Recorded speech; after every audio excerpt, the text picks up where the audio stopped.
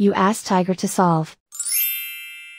This deals with linear equations with one unknown. The final result is x equals -4. Let's solve it step by step. Group all constants on the right side of the equation. Add 2/3 to both sides. Combine the fractions. Combine the numerators. Reduce the zero numerator. Simplify the arithmetic. Convert the integer into a fraction.